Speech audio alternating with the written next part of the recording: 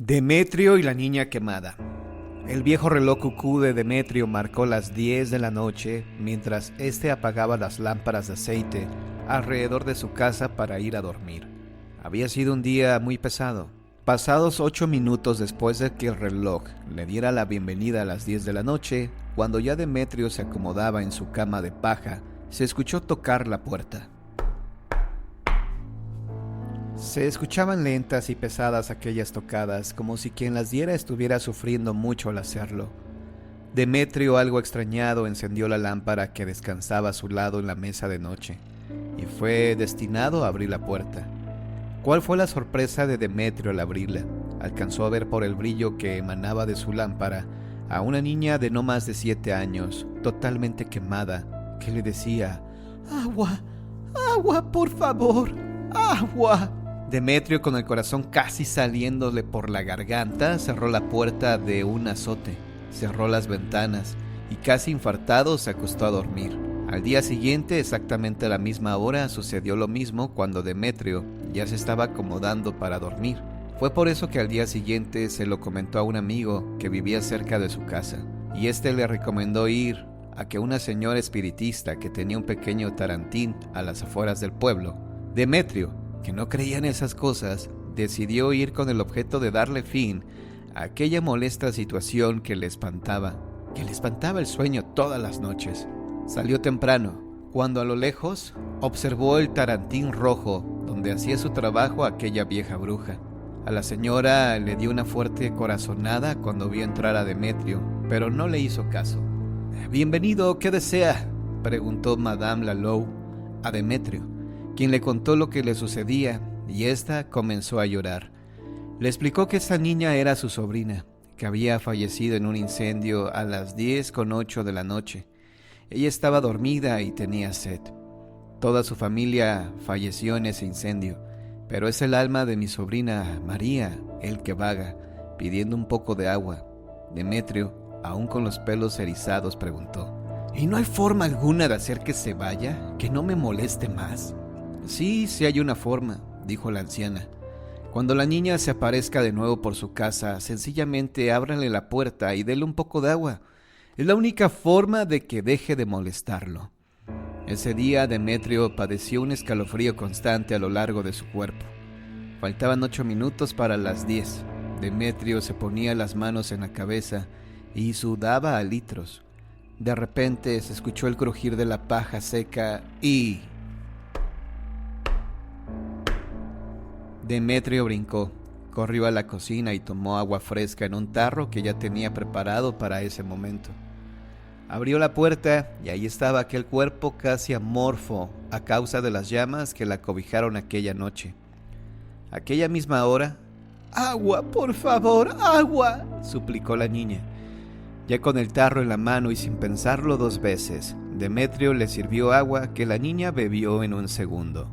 «¡Más, por favor!», le dijo la niña de nuevo. Este le sirvió de nuevo. En los ojos de la pequeña niña, Demetrio distinguió perfectamente, como si fuera una película, el momento en que la niña se quemaba. Un frío intenso heló la piel de Demetrio, y en los ojos de la niña aún se reflejaba el momento de su tragedia. Ya acabado el tarro, la niña se volteó y se fue, atravesando los matorrales, atravesando el bosque como si flotara, hasta que se perdió de los ojos de aquel asustado hombre. Se volteó y se acostó. Su cama se encontraba hirviendo, como si fuera el infierno propio. Al día siguiente, cuando fue a buscar leña para su consumo, observó parte del bosque totalmente quemada, del cual obtuvo un exquisito carbón que vendió en el pueblo y que le dio mucho dinero. Dicen que de esta forma aquella niña dio gracias a Demetrio por saciarle su necesidad y así poder descansar en paz.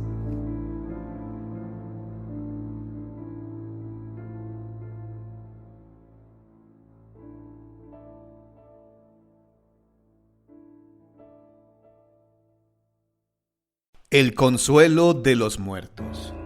Esta historia trata de una joven, hija de nobles, que una noche se fue con otras 2 amigas para dormir juntas. Esta joven vivía en un cortijo enorme, casi como un palacio. Esa noche se supone que iban a estar con su abuela. que estaba muy enferma, pero ésta tuvo que marcharse al hospital dejando a las 3 muchachas solas en el cortijo. Aquella no fue una noche nada agradable. Además de lo de su abuela, estaban en pleno mes de julio y una gran tormenta de verano caía sobre su comarca. Asustadas por los ruidosos truenos que rompían contra las montañas cercanas, decidieron cogerse de las manos para pasar mejor la noche. Era un dormitorio muy grande, con 3 camas cada una al lado de la otra, con una ventana a la izquierda y la puerta a la derecha. Era tan grande que dejaba un buen espacio entre ellas, pero a pesar de eso llegaron a tocarse las manos, cosa que las ayudó a pasar mejor la noche. Al día siguiente sus padres volvieron trayendo con ellos a la abuela, algo extenuada, pero mejor que la noche anterior. Y su hija empezó a contarles el miedo que habían pasado y cómo se dieron las manos para tranquilizarse. Entonces la madre rió y les dijo que había demasiado espacio entre las camas. Las muchachas, con incredulidad, la llevaron a la habitación para demostrarle que sí, pero al tumbarse e intentar darse las manos, descubrieron que les faltaban casi medio metro para tocarse. Entonces la abuela se incorporó y dijo: Quizás había alguien más que buscaba consuelo anoche. No solo los vivos tienen miedo.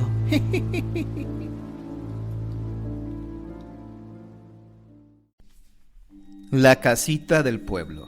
La historia que voy a contar le pasó a mi padre cuando era jovencito. Tenía 19 años y vivía en Francia, en una casa bastante grande que estaba a las afueras, rodeada de campo. Mi padre tenía 2 hermanas más pequeñas. La más pequeña de los 3 tenía 6 años y solía subir a jugar a la bohardilla con las muñecas. Un día empezó a decirle a mi padre que cuando subía a jugar siempre oía ruidos como si tiraran algo redondo y rodase por el suelo, pero que luego nunca veía nada. Mi padre le quitaba importancia, puesto que pensaba que eran las típicas imaginaciones de una niña, pero mi tía insistía en que se oían ruidos sin verse nada. Mi padre se lo contó a mi abuelo, y viendo que mi tía dejó de subir ahí a jugar, decidieron comprobar un día si era cierto que se oían esos ruidos extraños. Subieron, se colocaron a cada lado de la buhardilla, con una linterna cada uno, todo apagado, y con la premisa de que si oían algo, encendían las linternas para ver si verdaderamente había algo ahí que provocaran los ruidos. Permanecieron un buen rato ahí parados, esperando, y de repente se empezaron a oír ruidos de verdad, como los que había mencionado mi tía. Un sonido como si tiraran una nuez desde arriba y cayese rodando por el suelo. En ese momento encendieron las linternas, pero no consiguieron ver nada. Entonces apagaron las luces y esperaron otra vez, pensando que habían llegado tarde a encenderlas y que sería alguna rata o algún animal que se habría colado. Estuvieron así un buen rato sin conseguir ver nada, pero oyendo los ruidos que cada vez eran más frecuentes, y al final desistieron y bajaron. La historia quedó ahí. Pasaron varios días. Un día le dijo a mi abuelo a mi padre que tenía que bajar al pozo por agua, porque no había. Lo ató mi abuelo con una soga y lo bajó. Todo era oscuro y mi padre estaba un poco asustado, pero tenía que bajar. Ya abajo se desató y empezó a subirle cubos de agua a mi abuelo, hasta que sintió como una presencia detrás de él le respiraba cerca. Mi padre se giró rápidamente para ver si veía algo y oyó cómo unas voces suplicaban que desaparecieran de ahí, que no pretendían hacerles daño, pero que esa era su casa y habían fallecido ahí y no se iban a ir. Mi padre se quedó blanco gritándole a mi abuelo que por favor lo subiera. En eso aparecieron 2 personas. Le suplicaban que se alejaran de ahí. Mi abuelo subió a mi padre, que estaba pálido, temblando, y con la voz entrecortada, explicó que los famosos ruidos de la buhardilla eran de estas almas que se les habían aparecido y que tenían que desaparecer de ahí cuanto antes. En cuanto pudieron se marcharon y la dejaron vacía como ellos pidieron. Mi padre me contó esta historia hace ya muchos años. Yo al principio no me creía que estas cosas pudieran ser ciertas, pero creo que mi padre no me mentiría en algo así, y nunca olvidará esas almas que se le aparecieron para cumplir un deseo y descansar en paz.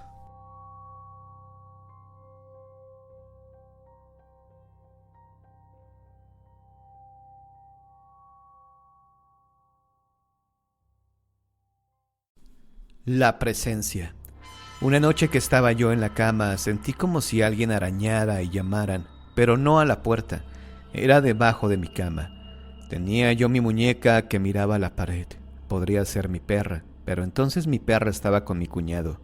Miré debajo de la cama y no había nadie. Me incorporé a la cama y el muñeco había cambiado de posición, mirándome a mí. He de admitir que a mí siempre me han gustado, pues, lo paranormal. Y no lo oculto porque me da lo mismo lo que piense la gente de mí. En la habitación que dormía tenía un armario empotrado y todos los días cuando estaba yo solo en la casa se oía como voces encantadoras. Podía quedarme escuchándolas todo el día si no fuese porque no hacían más que repetir mi nombre. Raquel, Raquel. La voz salía del interior del armario. Yo pensaba que era alguno de mis hermanos haciéndome rabiar, pero salía al salón, a la cocina, recorría la casa y no encontraba a nadie. Luego a la noche no hacían más que pasar sombras por la casa y hasta a veces llegaba a sentir la presencia de alguien en mi cama. El barrio en el que vivía antes era un cementerio y enfrente de mi edificio hay una mansión donde solía verse salir a un viejo llevando una bolsa de basura que chorreaba. Muchos pensaban que cortaba cabezas. En esa mansión se encontraron muchos cuerpos. Según la policía, eran personas que se habían quitado la vida, pero quién sabe. Yo solo sé lo que les he contado. Las monedas de oro. Hay una antigua casa del centro de la ciudad que se dice está encantada y cuenta que en ella hace mucho tiempo vivía una familia acomodada que tenía una hija pequeña y varias criadas a su servicio. Una noche, mientras la niña dormía, escuchó unos ruidos en el pasillo. Abrió lentamente la puerta de su cuarto para mirar el pasillo que comunicaba los cuartos. Enormemente largo y oscuro, lleno de cuadros y enlosado. Al final del pasillo la niña vio lo que parecía un niño de su edad levantando una de las losetas y metiendo algo dentro de un hueco en el suelo. La niña no podía creerlo. Lo que vio relucir en la mano del muchacho al pasar por la tenue luz que entraba por la ventana eran monedas de oro. Cuando el niño se fue, ella salió y se dirigió hacia ahí. Entonces apareció una de las criadas con una vela enorme, que también había visto lo que había pasado y quería sacar partido. Decidieron que no dirían nada a nadie. Todas las noches se acercarían con la ayuda de la luz de la vela y levantarían la loseta y sacarían las monedas hasta acabarlas. Todas las noches, la niña se metía en el hueco bajo la loseta e iba dando monedas a la criada, quien las iba guardando en un enorme saco. Las noches pasaban y aquel tesoro parecía no acabarse nunca. Cada noche que pasaba la vela iba consumiéndose más y más, pero las monedas seguían saliendo a pares y no querían dejar ninguna. Una noche, en medio de su labor, la vela comenzó a parpadear haciendo amagos de apagarse. La criada le dijo a la niña que saliera del hueco, que ya tenían el dinero de sobra. La niña le hizo caso y abandonó el escondrijo, pero en el último momento una moneda cayó del saco al hueco, y en un acto de avaricia, y sin pensárselo siquiera, la muchacha se metió de nuevo en el hueco. La criada intentó agarrarla, pero no pudo, mientras le gritaba que por favor saliera de ahí y dejara la moneda. Pero en medio de ese griterío la vela terminó de apagarse.